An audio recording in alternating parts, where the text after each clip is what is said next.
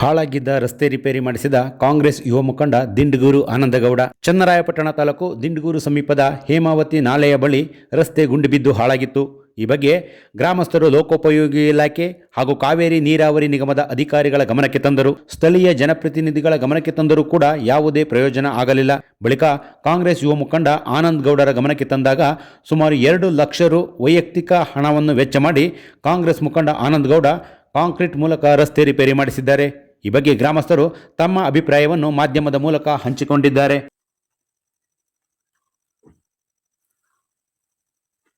6 ವರ್ಷಗಳಿಂದ ಈ ರೋಡಲ್ಲಿ ತುಂಬಾ ಸಮಸ್ಯೆಗಳಿದ್ವು.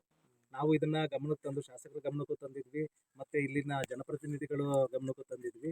ಮಳೆಗಾಲದಲ್ಲಂತೂ ಇಲ್ಲಿ ಓಡಾಡಕ್ಕೂ ಆಗ್ತಿರ್ಲಿಲ್ಲ. ಆಮೇಲೆ ಬರೀ ಸಾತನಹಳ್ಳಿ ಕಲಕೆರೆ ಮಾತ್ರ ಅಲ್ಲ, ಅಲ್ಲಿ ನುಗ್ಗೇಹಳ್ಳಿ ಭಾಗದಿಂದ ಹಿಡಿದು ಅಷ್ಟೂ ಮಕ್ಕಳು ಸ್ಕೂಲ್ ವ್ಯಾನ್ಗಳೆಲ್ಲ ಇಲ್ಲಿ ಹೋಗ್ಲೇಬೇಕಿತ್ತು. ಮತ್ತೆ ರೈತರಿಗೆ ಎಷ್ಟು ಕಷ್ಟ ಆಗ್ತಿತ್ತು ಅಂತಂದ್ರೆ, ಒಂದು ಕಬ್ಬು ಲೋಡ್ ಮಾಡ್ಬೇಕಾದ್ರೆ ಎಷ್ಟೋ ಸತಿ ಇಲ್ಲಿ ಟ್ರ್ಯಾಕ್ಟರ್ ಅನ್ಲೋಡ್ ಮಾಡ್ಬೇಕಾದ್ರೆ ಭಾರಿ ಸಮಸ್ಯೆ ಆಗ್ತಿತ್ತು. ಏನಾದ್ರು ಇದು ರೈತರಿಗೆ ಏನಾದ್ರು ಅವರು ತರಕಾರಿಗಾಗಲಿ ಮತ್ತು ಹಾಲಿನ ಕ್ಯಾನ್ಗಳು ಇಷ್ಟೂ ಜನಕ್ಕೂ ಕೂಡ ತುಂಬ ತೊಂದರೆ ಆಗ್ತಿತ್ತು. ಈ ಸಂಬಂಧಪಟ್ಟಾಗಿ ನಾವು ಮೊನ್ನೆ ಜನಸ್ಪಂದನ ಕಾರ್ಯಕ್ರಮದಲ್ಲಿ ಮಾನ್ಯ ಉಸ್ತುವಾರಿ ಸಚಿವರಾದ ಕೃಷ್ಣ ಬೈರೇಗೌಡರ ಹತ್ರ ನಾವು ಅರ್ಜಿ ಸಲ್ಲಿಸಿದ್ವಿ. ಆ ಟೈಮ್ನಲ್ಲಿ ಅದಾದಮೇಲೆ ನಾನು ಆನಂದಣ್ಣರ ಹತ್ರನೂ ಗಮನಕ್ಕೆ ತಂದಿರೋಣ, ಹಿಂಗಾಗಿದೆ ಈ ಥರದಿದ್ದಾಗ ನೋಡಿ, ಈಗ ಅದು ಪ್ರೋಸೆಸ್ ಇದು 3 ಇಲಾಖೆಗಳು ಸೇರಿ ಮಾಡೋಂಥ ಕೆಲಸಗಳಿದು.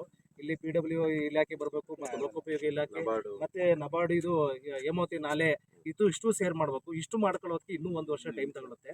ಆಗ ಈ ಸದ್ಯದ ಪರಿಸ್ಥಿತಿನಲ್ಲಿ ಈಗ ಏನು ಅನುಕೂಲ ಆಗಬೇಕು ಅಷ್ಟಕ್ಕೆ ನಾವು ಅದನ್ನು ಮಾಡಿಕೊಟ್ಟು ಮುಂದಿನ ದಿನಗಳಲ್ಲಿ ನಾವು ಸರ್ಕಾರಕ್ಕೆ ಎಚ್ಚರಿಸುವಂಥ ನಾವು ಕೆಲಸ ಮಾಡೋಣ. ಇದರಲ್ಲಿ ಜನಪ್ರತಿನಿಧಿಗಳಾಗಿದೆ, ಈಗ ಮಾನ್ಯ ಶಾಸಕರು ಕೂಡ ಇದ್ರ ಮೂಲಕ ಅವರು ಗಮನ ಹರಿಸಿ ಇಷ್ಟು ಇದು ಹಳ್ಳಿಗಳಿಗೆ ಅನುಕೂಲ ಆಗಂಥ ಕೆಲಸಗಳಿಗೆ ಇವರು ಒಂದು ಮೊದಲ ಹೆಜ್ಜೆ ಇಟ್ಟಿದ್ದಾರೆ. ಹಾಗಾಗಿ ಇಷ್ಟೂ ನಮ್ಮ ಊರಿನ ಗ್ರಾಮಸ್ಥರು, ಸುತ್ತಮುತ್ತಲ ಗ್ರಾಮಸ್ಥರು ಕೂಡ ಇವರಿಗೆ ನಾವು ಚಿರಋಣಿಗಳಾಗಿರ್ಬೇಕು ಅಂತ ನಾನು ಈ ಮೂಲಕ ಕೇಳ್ಕೊಳ್ತೀನಿ. ಬರೀ ಒಂದೇ ಒಂದು ದಿನದಲ್ಲಿ ನಮ್ಮ ಜನಗಳ ಕಷ್ಟ ಅರ್ಥ ಮಾಡ್ಕೊಂಡು ಬಂದು ತಮ್ಮ ಸ್ವಂತ ದುಡ್ಡಿಂದ ಈ ಕೆಲಸ ಮಾಡಿದ್ದಾರೆ. ಇಂಥ ಯುವಕರನ್ನ ನಾವು ಇನ್ಮುಂದೆ ಬೆಳೆಸಲಿಲ್ಲ ಅಂತಂದರೆ ನಮ್ಮಂಥ ಮೂರ್ಖ ಯಾರು ಇರಲ್ಲ. ದಯವಿಟ್ಟು ಇಂಥವ್ರಿಗೆ ಪ್ರೋತ್ಸಾಹ ಮಾಡಿ ಅಂತ ಹೇಳ್ತಾ ನಮ್ಮ ಬಾರೆಮಂಗ್ಳೂರು ಜನತೆ ಪರವಾಗಿ ನನ್ನ ಹೃತ್ಪೂರ್ವಕ ವಂದನೆಗಳು. ಸ್ವಂತ ಊರು. ಸೊ ನನಗೆ ಕುಮಾರ್ ಅವರು ಮತ್ತೆ ಬಾರೆಮೇಲಿಂದ ತುಂಬಾ ಯುವಕರುಗಳು ಬಂದು ಕೇಳ್ಕೊಂಡ್ರು. ಕೆಲವಾರು ಜನಗಳ ಹತ್ರ ಹೋಗಿ ಕೇಳಿದ್ದಾರೆ, ಈ ಸ್ಥಳೀಯ ಶಾಸಕರನ್ನು ಹೋಗಿ ಕೇಳಿದ್ದಾರೆ. ಕೇಳಿದಾಗ ಅವರು ಶಾಸಕರ ಬಗ್ಗೆ ನಾನೇನು ಬೇರೆ ತರ ಮಾತಾಡಲ್ಲ, ಯಾಕಂದ್ರೆ ಅವರು ಶ್ರಮ ಪಟ್ಟು ಕೆಲಸ ಮಾಡ್ತಿರ್ತಾರೆ. ಬಟ್ ಯಾರಿಗೋ ಒಂದು ವಿಚಾರ ಹೇಳಿ ಮಾಡು ಅಂತ ಹೇಳಿದಾಗ ಮಾಡಕ್ ಮುಂದೆ ಬರಲ್ಲ. ಯಾವುದೇ ನಾಯಕರಾಗ್ಲಿ ಲೀಡರ್ ಆಗ್ಲಿ ಇವತ್ತು ಮಾಡಕ್ ಮುಂದಕ್ಕೆ ಬರ್ತಾ ಇಲ್ಲ. ನನ್ನ ಮನೆ ದುಡ್ಡು ಹಾಕ್ಬೇಕಾ, ಇಲ್ಲ ಅವ್ರ ಮನೆ ದುಡ್ಡು ಹಾಕ್ಬೇಕಾ, ಯಾರ ಮನೆ ದುಡ್ಡು ಹಾಕೋದ್ ಬೇಡ, ಸರ್ಕಾರದಲ್ಲಿ ಇರೋ ದುಡ್ಡನ್ನ ತಂದು ಹಾಕಕ್ಕೆ ಅದನ್ನೂ ಆಲೋಚನೆ ಮಾಡೋದಿಲ್ಲ. ಅಂತ ವಿಚಾರದಲ್ಲಿ ನಾನೀಗ ಬಂದು ಕೇಳ್ಕೊಂಡಾಗ ಇಲ್ಲಿ ಬಂದು ನೋಡಿದೆ. ಇವ್ರು ನನ್ನನ್ನು ಕೇಳ್ಕೊಂಡಿದ್ದು ಒಂದೇ, ಇಲ್ಲಿ ಮಣ್ಣು ಹಾಕ್ಸಿ ನಮ್ಗೆ ಓಡಾಡಕ್ ಮಾಡ್ಕೊಡಿ ಅಂತ. ನಾನು ಕುಮಾರ್ ಅವ್ರನ್ನ ಕೇಳಿದೆ, ಏನಿಲ್ಲಿ ಎಷ್ಟು ಸುಮಾರು ಒಂದು ಸಾತನಹಳ್ಳಿ, ದೇವಿಗೆರೆ, ದಿಂಡಗೂರು ಗ್ರಾಮಸ್ಥರು ಒಂದು 10 ರಿಂದ 15 ಬಸ್ ವ್ಯಾನ್ಗಳು ಓಡಾಡ್ತವೆ.